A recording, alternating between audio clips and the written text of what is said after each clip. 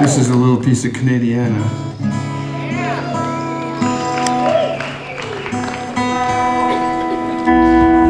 There used to be a poet in this country named Purdy.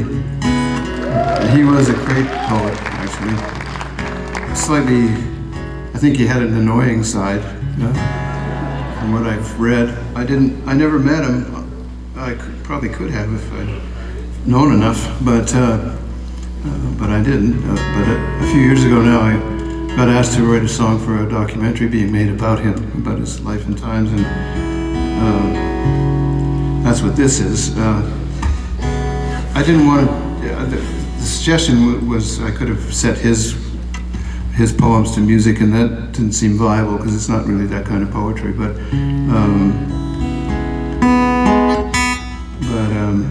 Or I could just come up with something about him or not about him. I don't know. It was pretty wide open.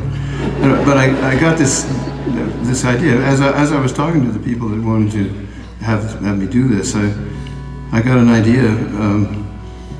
This sort of mental image formed of this older homeless guy who's obsessed with Purdy's poetry, and he rants it at passersby on the street, and it's like fist shaking, beard blowing in the wind, and all that, right? I'm going to digress for a moment.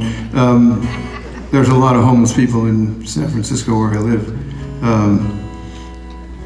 There's a lot of them in Toronto, and there's a lot of them in New York, and all kinds of other places too. It's a very unfortunate product of the kind of economy we're running around here, but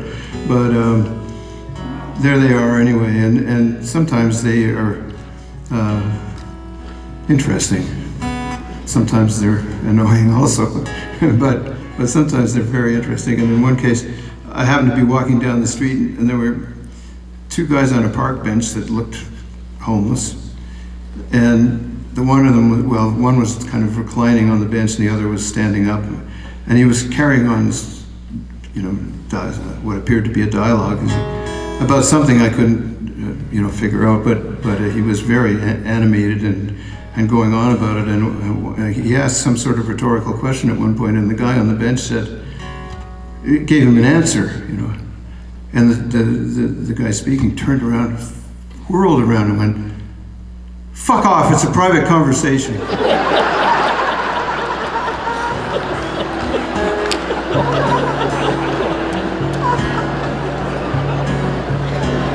It was a special moment. Anyway, to get back to this, I imagined this guy, and so the first person voice you hear in this song is that man, and he's voicing his opinions, and the spoken word parts of this are actually drawn from bits and pieces of Purdy's poetry.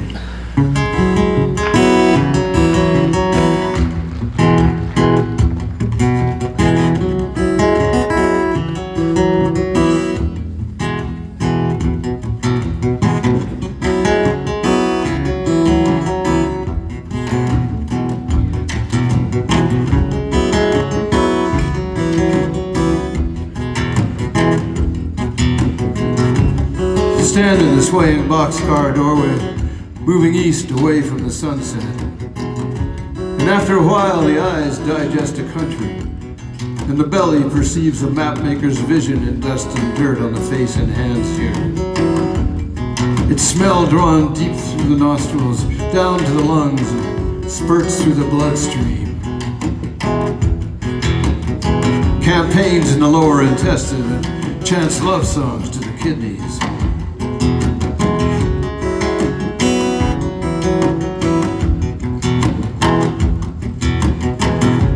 After a while, there is no arrival and no departure possible anymore.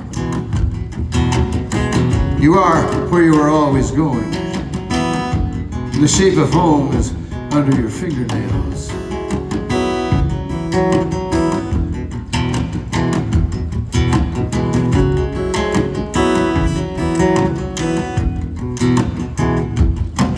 I'm the product of some parents of the sort that shouldn't breed. Never had my schooling past learning how to read. Got the poetry bug in some forgotten institution. When first I did embark on this career of destitution, beauty of language sent a hook in my soul. Be like a bread crust soaking soup from a bowl. You could call this a rant, but I declare, I declaim, Purdy's poems are the name of the game. The winds of fate blow where they will. I'll give you 3 Purdy's for a $20 bill.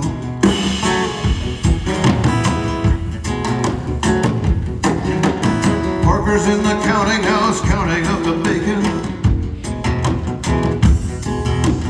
Matters getting darker in the universe they're making. They love the little guy until they get a better offer. With the dollar getting smaller, they can fit more in their coffers. And the doings on the corner neither sung nor seen. They're circling the shopping carts at Sherburne and Queen. I resemble that assembly, but I'm not the same. Purdy's poems are the name of my game. The winds of fate blow where they will. I'll give you 3 Purdy's for a $20 bill.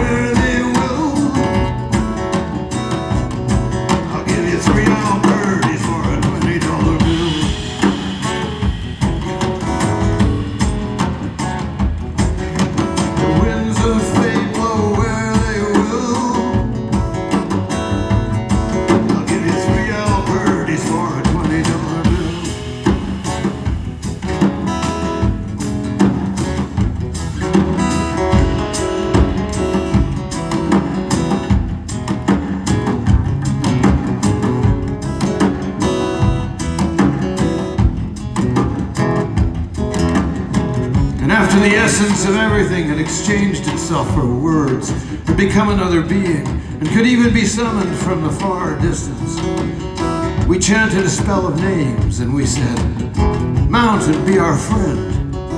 And we said, "River, guard us from enemies." And we said what it seemed the gods themselves might say if we had dreamed them, and they had dreamed us from their high places. And they spoke to us in the forest, from the river and the mountain. And the mouths of the ochre-painted dead had speech again. And the waters spoke, and the speech had words.